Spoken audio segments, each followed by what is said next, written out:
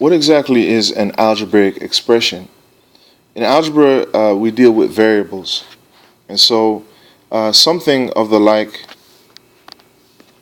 2x plus 5 is an expression because it does not have an equal sign. Equal signs would be parts of equations. But this expression, notice, it's a phrase. It's a mathematical thought. It says that whatever we have here as a value of x, we're going to multiply it by 2 and add 5. So an algebraic expression is going to have a variable along with operations and the numbers that we're using along with those operations. When you're dealing with algebraic expressions, sometimes you have to interpret what that expression is. And that's going to really come about knowing a few operation words. For example, if we read the word sum, then we understand that to mean addition, as well as total.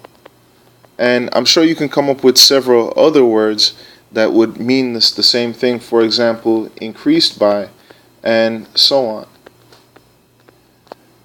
For subtraction, maybe the word difference might come up because difference is the answer for a subtraction problem. Might just be the word less. In which case, if we said 5 less 3, 5 less 3 would look like that. You might even see less than. If we said 8 less than 10, obviously that would be 2. So we're subtracting to get that. So 8 less than 10 would look like this subtraction problem. 8 less than 10. So we're actually saying it backwards from how it's written when we use the word less than. For multiplication, per might indicate either multiplication or division. We have to read carefully. If we're putting groups together, then it's multiplication, as in I work for $8 per hour, then I'm putting the hours together to figure out my pay, and so that would mean multiplication. But if I had, as an example, $30 and I'm giving $5 per student, I would be taking the whole group and making equal groups out of it, so that would be division. So we'd have to read carefully to determine that. Each falls into that same category. We also know that just as long as we're putting things together, it's going to mean multiplication, but we might also see the word times, or we could also see the word product, and there are many other words that we could use as well, but as long as we see these likely, we're going to multiply. For division, we might see the word quotient, which is the answer for a division problem. Or even they might say split into, or they might use the word divide. And there are other words that could be used as well, but as long as we see these things, these are keywords or ideas that indicate a particular operation that will help us to write the correct algebraic expression. It's important to note that when we're writing an algebraic expression, always write the numerical factor. If you're multiplying, always write the numerical factor in front of the variable. So you would write 3x, not x3. So please remember that, because that is often a mistake that students will make. So regarding though these examples that we have, try and see if you can come up with what algebraic expression they represent. So pause it and try it yourself, and then I'll go over the answer.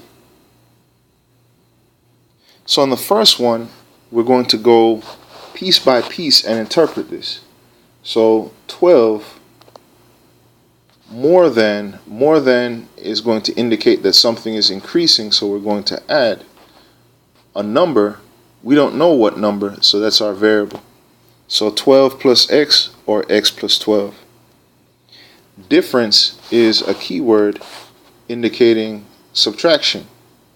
So we're going to subtract a number we don't know, x, and 5. So we're going to subtract x and 5. X minus 5 is what we would write. The product. So product is a keyword or a thought indicating multiplication. In fact, it's the answer to a multiplication problem. So the product, or multiply 10 and a number. So 10 times a number would just be 10x. We don't know what that number is. Quotient, here we remember that quotient is going to remind us of division. So we're going to divide a number and 3. So it will be x divided by 3. That would be our algebraic expression for that particular statement. Technically, the idea expressed in this statement is an equation because it's equating the number of gallons to some other idea. But let's say we were just to take the expression part out of it. So 30 times we're going to multiply the number of trees. We don't know how many trees. So let's say we use t for trees. It'd be 30 times the number of trees, or t. So 30t would be our algebraic expression. In this case, the algebraic expression would come from this, 32.95 per pair. To figure out the cost, remember per is either multiplication or division. To figure out the cost, we're putting all the pairs together to get the cost. So that would have to be multiplication. So this would be 32.95 times the number of pairs, which we don't know. So let's say we use p to represent our unknown. There's our algebraic expression. So again, the difference between an equation and an expression is that an equation has to have an equal sign. The word itself starts with EQUA, as in equal. So an equation must have an equal sign. So if we were to look at the example below it, if we knew the number of songs, we'd have to multiply it by 129. But we don't know the number of songs. The total cost, though, would be 129 times that. So our equation is cost equals 1.29x, or cost has the same value as the number of songs times $1.29. In this example, we know that we're asked how much you have left. And so this is a question that involves subtraction. So if you start out with 8 slices and you've eaten some, but it doesn't actually say how much you've eaten, we're going to subtract out some unknown number of slices, and this is what you have left. So this is called that L. So what you have left is equivalent to 8 take away the amount that you've eaten. So if we notice in this particular example, we want to observe what's happening in the table. This is going to be useful later on when we talk about graphing. To do this, notice that we're taking basically the number of hours and multiplying it by 55 to get the distance traveled. So 1 times 55 is 55. 3 times 55 is 165. And 5 times 55 is 275. So whatever the number of hours are, we're going to multiply it by 55, and that's going to give us the distance traveled. So D equals 55H. We're doing the same thing here. So 1 times 0.45 gives us 0.45. 4 times 0.45 gives us 1.8. 8 times 0.45, or 45 hundredths, gives us 3.6. So we're taking, in this case, the number of days, and we're multiplying it by 45 hundredths, and that's going to give us the length. We also want to be familiar with the number system, the natural numbers, and we're going to use this symbol to represent the natural numbers, are basically just the numbers that you use to count. There is, depending on what branch of mathematics you're studying, some question as to the difference between the natural numbers and the whole numbers. Some say that they're the same set, and so we're not really going to make that much of a distinction here. And it really centers on whether you include 0 or not. So we're just going to use the natural numbers. Integers, we're going to represent with an I. And let's go back a second. The natural numbers would be like 1, so 0, 1, 2, 3, etc. The numbers that you use to count. Integers would be those same numbers and their opposites. Remember, 0 doesn't have an opposite though. So the integers would look like you're starting with some negative number, -5, -4, -3, -2, -1, 0, 1, 2, 3, 4, 5, and it goes on forever in both directions. So instead of starting with -5, we could have started with -6 or -7 or -8, etc. Those are all integers. Rational numbers are a combination of the ones we just discussed. So everything here, if it's an integer or a natural number, then it is also a rational number. So rational numbers would be numbers that we can write as a fraction where the denominator is not 0. So the numbers that we had can be written as fractions. In fact, 0 could be 0 over 5, 0 over 7, etc. 0 over any number is 0. 1 is 1 over 1, 2 is 2 over 1, etc. Even other values like, let's say, 3/4 or -3/4, those are examples of rational numbers as well. So your positive and negative fractions will be included, as well as anything that in some kind of way can be converted to some fraction, whether it's a proper or an improper fraction. Those are all rational numbers. Irrational numbers are numbers that may not be written as rational numbers. So this IR is your indication that it's not. Just like how irresponsible means not responsible, irrational means not rational. So let's include something here with the rational numbers. Square root of 25 is asking what times itself gives you 25, and that's going to be 5. 5 can be written as a fraction, 5 over 1, so it's a rational number. Same thing with square root of 36. This is 6, and that can be written as 6 over 1, so it's a rational number also. But what about something like square root of 2? Is there a number times itself that's going to give you 2? No, it's an irrational number. If we expressed it as a decimal, it would be a number that would go on forever and never repeat. So another example of that is pi.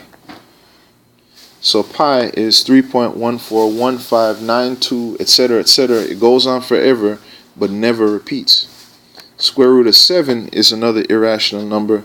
We can think of a lot of other irrational numbers, but they basically cannot be written as fractions. So let's classify the numbers that we have here. See if you can figure out which categories they belong to. Well, all of them are real numbers. And we're just going to symbolize that with this R here. So all of these are real numbers. At this point, every number that you know is a real number. And the opposite of real, by the way, is imaginary. You don't know what imaginary numbers are yet, but you will learn. -7 is also an integer. So is 3, and so is 0. -7 is also a rational number. And I forgot to tell you that the rational numbers we can represent with this cube. So 3 is also a rational number, and so is 0. Square root of 13, though, there's no number times itself that gives you 13. It is an irrational number.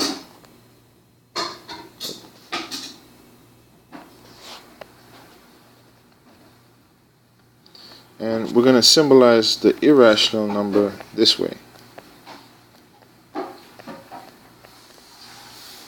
So if we take the real numbers and subtract out the rational numbers, then that leaves the irrational numbers.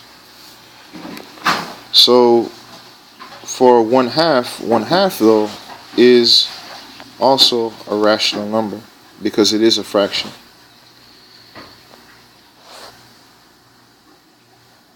Zero is a counting number, and so is 3. So that's how we can classify these numbers. Terms are just basically parts of your algebraic expression.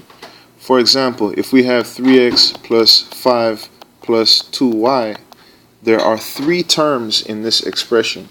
The first term is 3x. So the parts that we're adding, there are 1, 2, 3 parts that we're adding. So 3x is one term, 5 is another term, and so is 2y.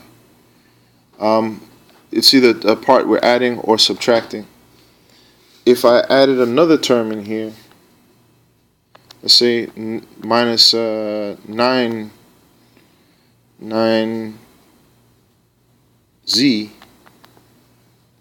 then, and if I were asked to list out the terms, 3x is one of the terms, 5 is one of the terms, 2y is one of the terms, and negative 9z is one of the terms. So remember, even though this is subtraction, we're going to pretend like it's a negative because it works out exactly the same. In terms of how to classify it even more, this 5 is what you would call a constant term since it has no variable. This 3x can be described as a term with a variable because it has an x. We can also deal with exponents, as in the case down here. This term 3x squared has an exponent in it. Coefficients are these numbers that we're multiplying by. It's a numerical factor. So 3 times x, 3 is the coefficient. 2 times y, 2 is the coefficient. Negative 9 times z, negative 9 is the coefficient. In terms of down at the bottom, how many terms do you think there are, and what are they? So 3x squared is one of the terms, 4x is another term, and 3 is another term. So there are 3 terms here.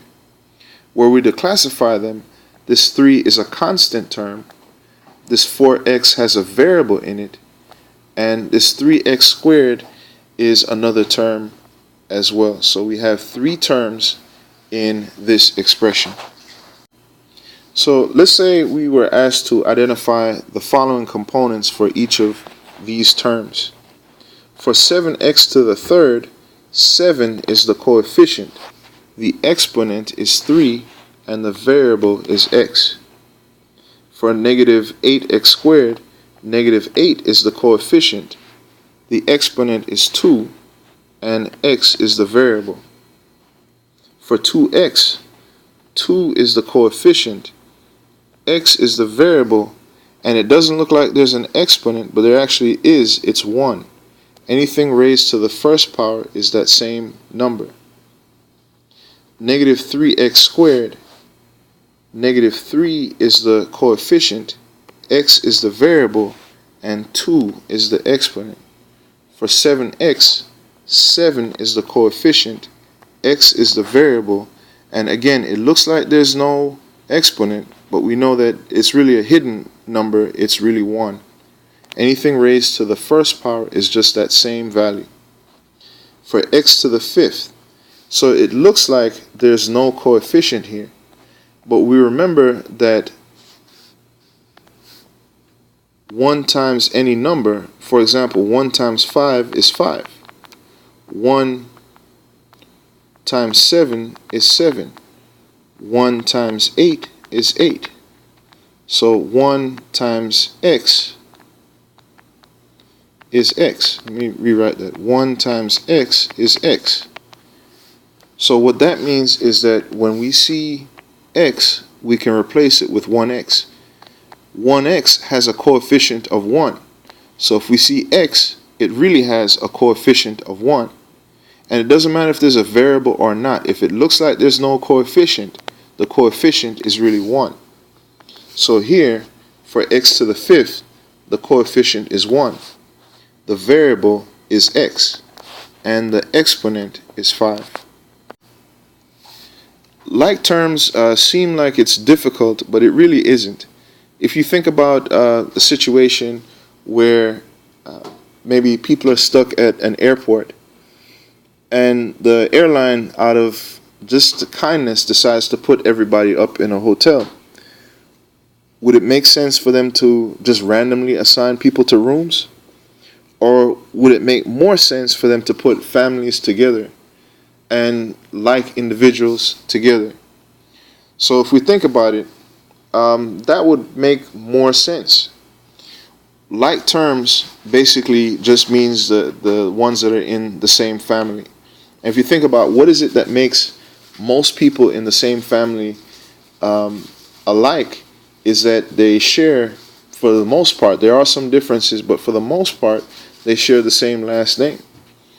So if you have, for example, 7x, we can think about this as a name. 7 is the first name, and x is the last name. And if we have 3y, 3 is the first name, y is the last name. 7x is not in the same family with 3y because their last names are different. What about names that sound alike? Like, let's say Williams and Williamson. They might sound alike, but they're actually different. Because they're slightly different, they're not in the same family. So if, for example, you look at 7x compared with 9x squared, even though the last name x looks very much like the last name x squared, they're not exactly alike, and so these are different families. So 7x and 9x squared are not like terms. So what we need to do to figure out if they're like terms or not is to look at how they end. So for example, 13x squared. 13 is the first name, x squared is the last name. 2x to the third. 2 is the first name, x to the third is the last name. This is subtraction, but we know the term is actually negative. Negative 10x squared. Negative 10 is the first name, and x squared is the last name. So you'll note that 13x squared and negative 10x squared belong to the same family. So if we put them together, 13x squared take away 10x squared, we subtract their coefficients and end up with 3x squared.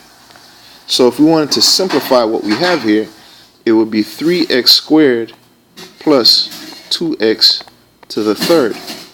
We cannot combine 3x squared with the 2x to the third because even though they look like this, they have the same last name, they're just similar. They're not exactly the same. So this is what our expression would look like if we simplified it.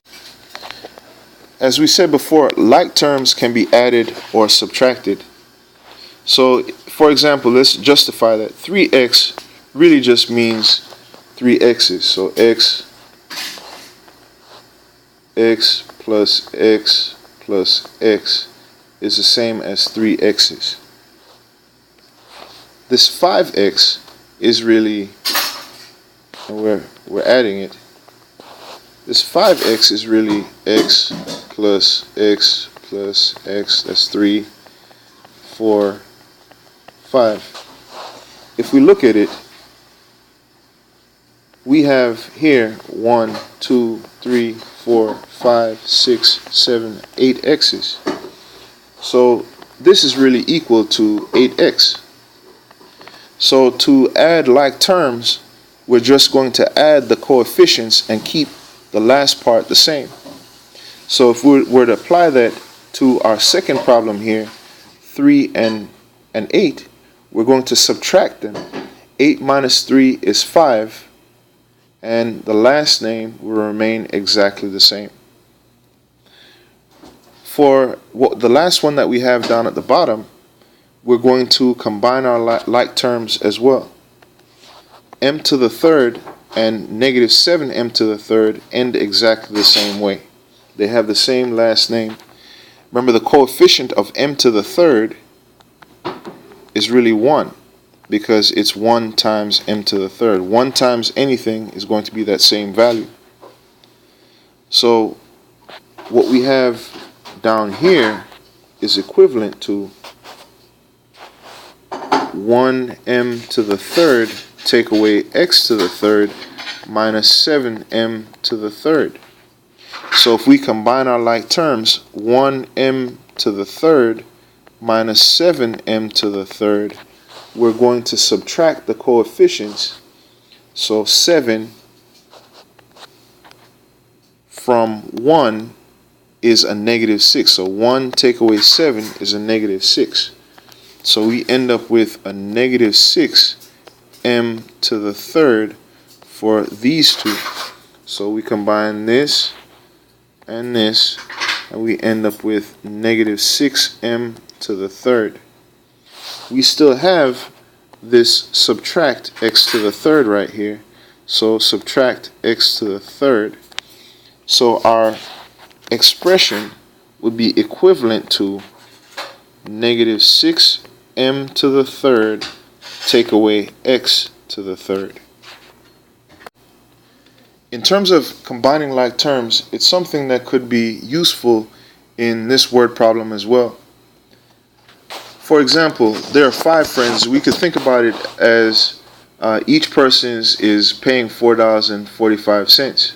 So it could be 4.45 plus 4.45 plus 4.45 plus, and we're doing this 5 times.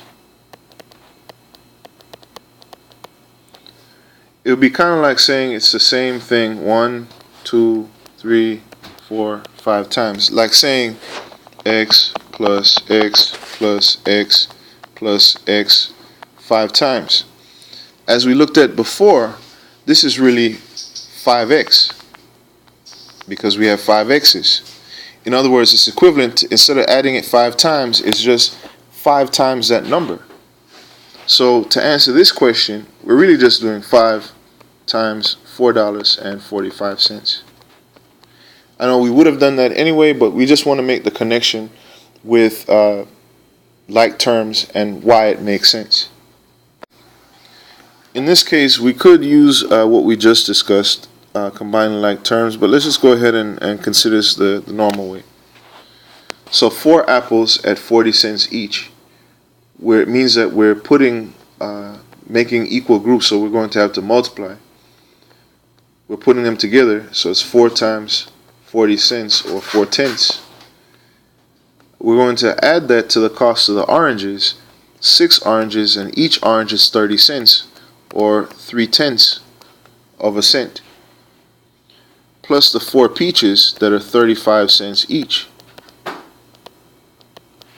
and then 5 pounds at $1.75 per pound, and a package of blueberries, so we're just buying one for $2.50. So for the apples, 4 times 0.4 would be 1.6, or $1.60.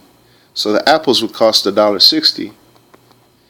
For the oranges, 6 times 0.3 would be 1.8, or $1.80.